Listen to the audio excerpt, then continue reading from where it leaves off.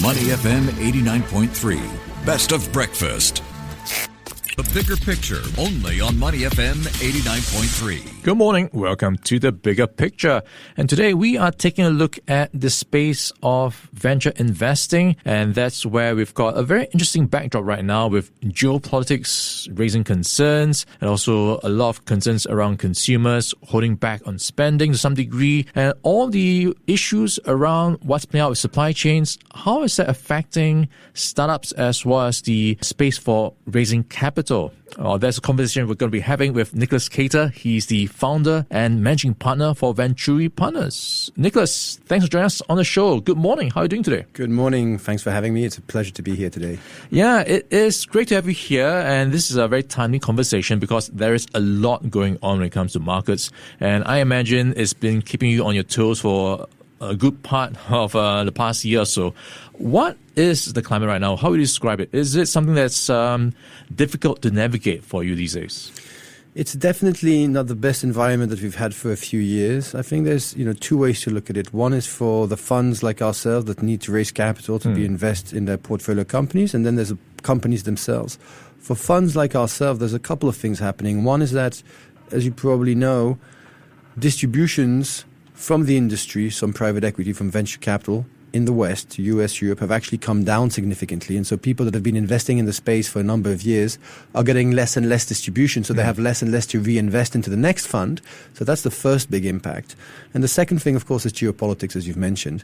I think everybody's in a bit of a wait and see kind of environment. I mean, just, it's event after event after event. We've seen what's been happening since over the weekend. And so again, I think people will wait to see how that impacts oil prices and whatnot. For portfolio companies, I think it definitely has kind of also an impact because it means that funds can't be raised as easily. So they don't have as much capital to deploy as they would normally have. And so even for companies now, it's also a bit of a slog to raise capital. And so I think if you're in the top decile, it's still relatively easy. But for most of the founders, it just takes much longer than it used to before. And so I think people now are just constantly fundraising. Yeah, and for you operate in a space of the consumer business. How has it been, especially when you look at the ongoing trade tensions, tariffs as well, supply chain disruptions? How has it affected your portfolio companies? I think we're relatively lucky in that sense, in the sense that we only invest in local domestic consumption. So we mostly invest in India and in Southeast Asia. And in Southeast Asia, it's mostly Vietnam, Indonesia, and the Philippines, although we've mostly invested as of date in the Philippines. But historically been, I was on the board of Lazada and Zalora. So basically we've been investing across the region for quite some time. But because we only invest in local domestic consumptions, we're really investing in the G thing, the growth story of India, of Southeast Asia. And so for us, it's local domestic consumption that we're targeting. So none of our companies actually export to the US.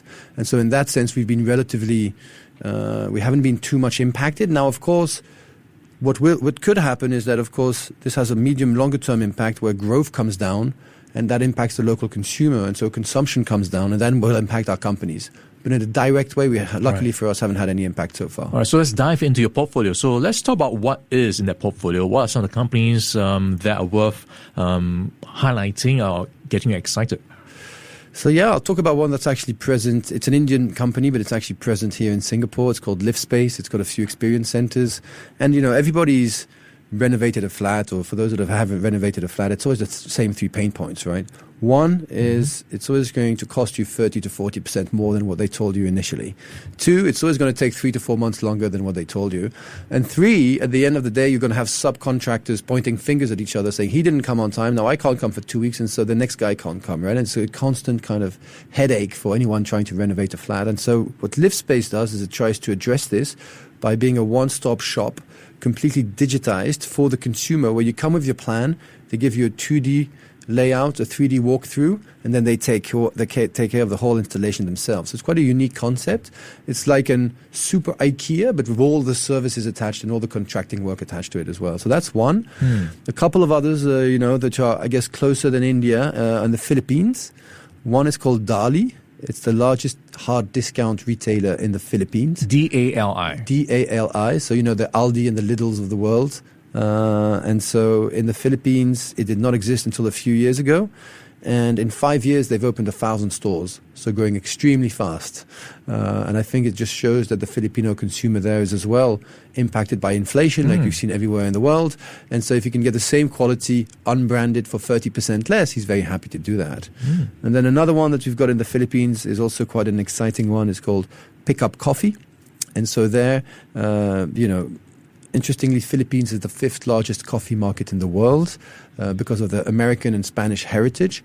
But it's all 3-in-1 sachet coffee at 20 cents a cup. And then you've got Starbucks with 500 outlets at $3 a cup. And so Pickup came up with a small cart concept, grab and go, hence the name, at $1 a cup, but the same quality as a Starbucks. Espresso-based, barista and whatnot. And so they've also now got 350, 400 stores and growing extremely fast. So we're quite excited about those two. Yeah, nice.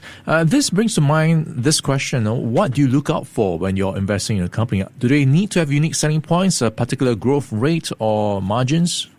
Yeah, I think it really depends what category you're investing in. There's kind of a number of thematics that we like to invest in. So one of the thematics is, as you know, and not in Singapore, obviously, but in India and Southeast Asia, a lot of these markets are still highly unorganized, right? So if you take, mixed nuts and dried fruits in India, which here, of course, is quite a common category to have packaged foods. In India, it's still 75 to 80% unorganized, unpackaged.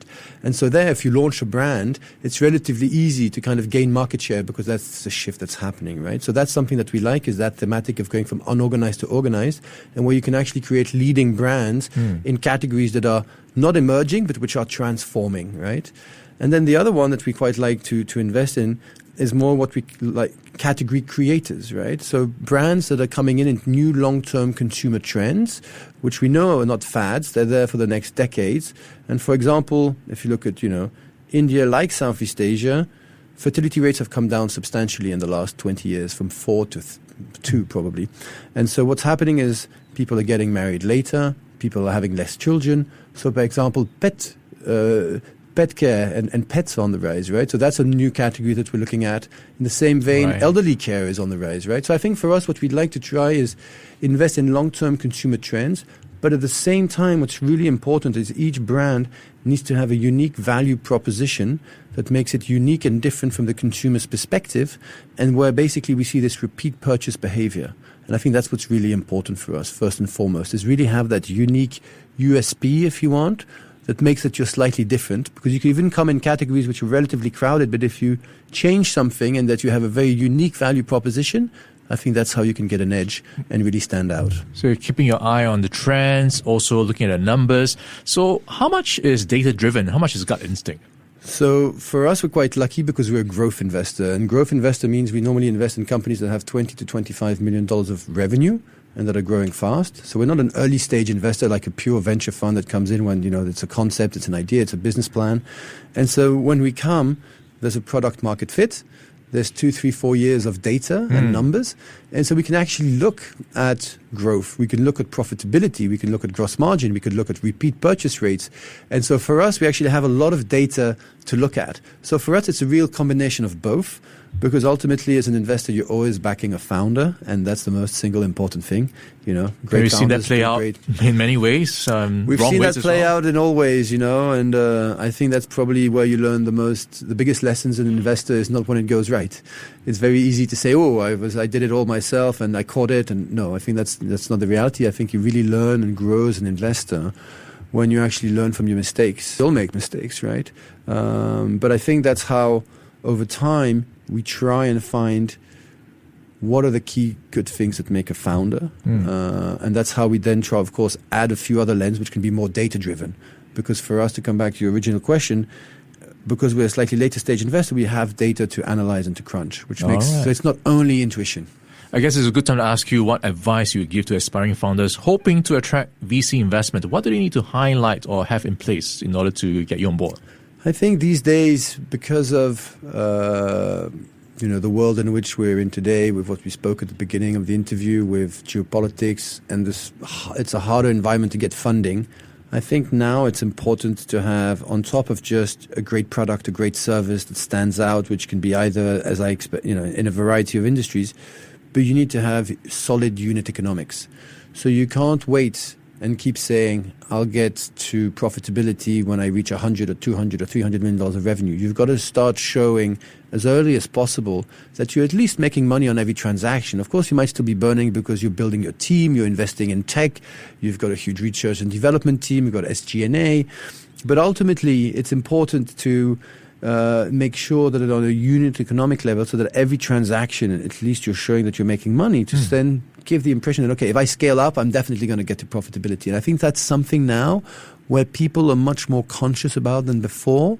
And so I think that's something that now founders need to be more conscious about than they would have had 2 to 3 years ago. All right, so something to give confidence to investors, that path to profitability, I suppose, clarity in a sense. All right, we've been in conversation with Nicholas Cator. He is the founder and managing partner for Venturi Partners, laying down the landscape of how things are right now in the space of venture capital and what investors and startups are going through. Nicholas, thanks for your time this morning. Thanks a lot. It was Great a chatting with pleasure you. to be here. Thank you. Before acting on the information on Money FM, please consider if it's suitable for your own investment objectives, financial situation, and risk tolerance. To listen to more great interviews, download our podcasts at audio.sg or download the audio app. That's AWEDIO, audio at the App Store and Google Play.